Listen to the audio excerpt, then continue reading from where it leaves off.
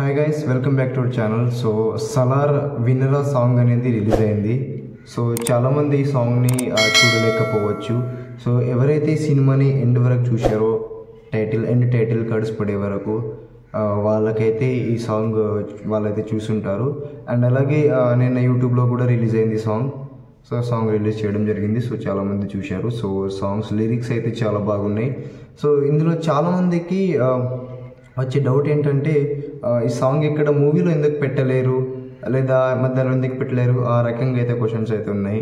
So ఈ song specially ఇది ఈ సాంగ్ ప్రమోషన్లో భాగంగా కూడా ఇక్కడ రిలీజ్ చేయలేదు. ఈ సాంగ్ అయితే మూవీ రిలీజ్ అయిన తర్వాత నిన్న పెట్టడం జరిగింది.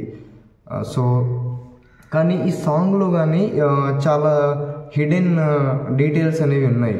సో లిరిక్స్ కానీ, ఆ లిరిక్స్ లోపల ఉన్న అంతర్యం కానీ, సో ఇలాంటివి చాలా థింక్ చేసేటట్టు విధంగా అయితే ఉన్నాయి. కాబట్టి దీని గురించి మనం ఇక్కడ డీటెయిల్స్గా తెలుసుకోవడానికి ప్రయత్నం చేద్దాం. సో వీడియోని స్కిప్ చేయకుండా ఫుల్ వీడియో చూడండి.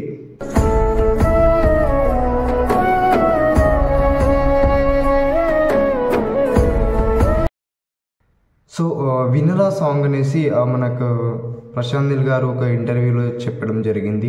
సో ప్రభాస్ సలార్ మూవీలో ఎరైనా అవుతాడు, సొరైన అవుతాడు, కాళ్ళైనా మొక్కుతాడు, అవసరమైతే తలైనా నరుకుతాడు, సో అనే రకంగా అయితే మనం సినిమాలో అయితే చూపించాడు. సో ఇదే ఫ్యాంటసీని, సో ఇదే కథని అనేది సినిమా ఒక మొత్తం కథని ఒక సాంగ్ రూపంలో తెలియజేయడం జరిగింది. సో అదే ఆ సాంగ్ యొక్క హైలైట్.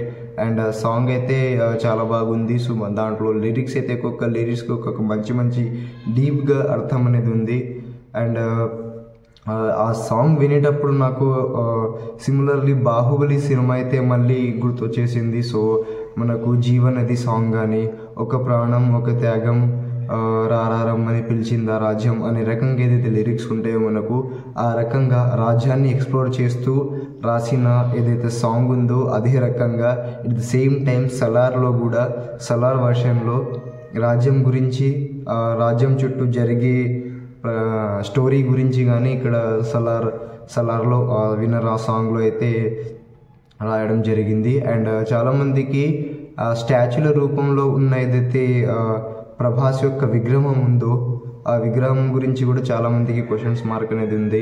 ఎందుకంటే ఆ విగ్రహం ఏదైతే స్టాచ్యూ ఉందో అది సలార్ దేవరథదా లేకుంటే సలార్ యొక్క ఫాదర్దా అనేది క్వశ్చన్ అయితే ఉంది. ఎందుకంటే మనకు పార్ట్ 1 అయిన తర్వాత క్లైమాక్స్లో శౌర్యాంగ పర్వం పార్ట్ 2తో మొదలవుతుంది. మనకు శౌర్యాంగ పర్వంతో మొదలవుతుంది. సో అది మనకి తెలిసిందే. సో అందులో మనకు పార్ట్ 1లో చూసుకుంటే ప్రభాస్ యొక్క ఫాదర్ని మనకు చూపించారు. అండ్ మనం పృథ్వీరాజ్ అనేది రోల్ చూసుకుంటే వరదరాజ్ మన్నార్. అండ్ వరదరాజ్ మన్నార్ లాగే యాజ్ ఇట్ ఈజ్ వాళ్ళ తాతయ్య కూడా సిమిలర్ ఫేస్ కట్లో ఉంటాడు. కాబట్టి అదే రకంగా ప్రభాస్ వాళ్ళ ఫాదర్ కూడా అదే ప్రభాస్ లాగే డ్యూల్ రోల్ ఉన్నట్టు ఇక్కడ తెలుస్తుంది. ఎందుకంటే ఆయనకి ఎక్కడెక్కడ చూపించడం లేదు, ఏదైతే బ్యాక్ షాట్ నుంచి చూపించారు క్లియర్గా చూపించలేదు. కాబట్టి ఆ సీన్ తర్వాతనే జగపతి బాబు గారు ఏదైతే ప్రభాస్ వాళ్ళ తెగ ఉంటుందో శౌర్యాంగ తెగ, సో వాళ్ళందరినీ చంపించేస్తాడు.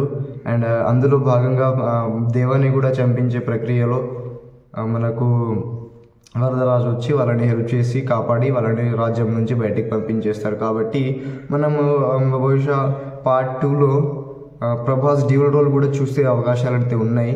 ఎందుకంటే వాళ్ళ ఫాదర్ని చూపించి, సో అక్కడ ఏం జరిగింది, ఏం జరగాలి, సో అవన్నీ చూపించి మనకు పార్ట్ 2 మొదలవుతుంది. సో పార్ట్ 2 అయితే చాలా గట్టిగా ప్లాన్ చేయడం జరిగింది. అండ్ ఏదైతే పార్ట్ 1 స్టోరీ మొత్తం ఉందో, స్నేహం కోసం ఏదైనా చేయగలిగే దమ్మున్న స్నేహితుడు, అండ్ అదే స్నేహితుడు అతనికి ఎదురు తిరిగితే ఈ రకంగా ఉంటుందనేది, సో ఈ రకంగా అయితే రాజ్యాన్ని ఎక్స్ప్లోర్ చేసుకుంటూ, సో యాజ్ ఇట్ ఈజ్ సినిమాలో జరిగే అన్ని విషయాలను ఎక్స్ప్లోర్ చేసుకుంటూ ఈ పార్ట్ 1లోని వినరా సాంగ్ అనేది రిలీజ్ అయింది. సో అండ్ కొంతమంది అంటున్నారు కేజీఎఫ్ లాగా బీజిఎం లేదని. సో నేను వాళ్ళకు ఒకటే చెప్తున్నా, సో కేజీఎఫ్ సినిమా వేరు, ఈ సినిమా వేరు. సిచ్యుయేషన్కి తగ్గట్టు ఏ రకంగా ఏ మ్యూజిక్ వాడాలో వాళ్ళకి తెలుసు. అండ్ మనం చూసిన తర్వాత మనకు అలా అనిపించింది. బట్ వాళ్ళకి ఆ సీన్ చేసేటప్పుడు వాళ్ళ మొత్తం సీన్ తర్వాత మళ్ళీ ఎడిట్ చేయమంటే వాళ్ళకి కష్టమవుతుంది. కాబట్టి అదొకటి మనం అబ్జర్వ్ చేయాలి. సో ప్రశాంత్ నీల్ గారంటే ఏ రకంగా ఎక్స్పెక్టేషన్స్ ఉంటాయో, ఏ రకంగా సినిమాస్ ఇస్తున్నారో మనకందరికీ తెలిసిందే. కాబట్టి ఆయన గురించి మనం అక్కడ క్వశ్చన్ చేయాల్సిన అవసరం లేదు. అండ్ పార్ట్ 1 అయితే చాలా బాగా డిజైన్ చేశాడు. చాలా సస్పెన్షన్స్ అనేవి ఉన్నాయి దీంట్లో, కాబట్టి చాలా థ్రిల్లర్ అయిన సినిమా ఇది ఉంది మనకు.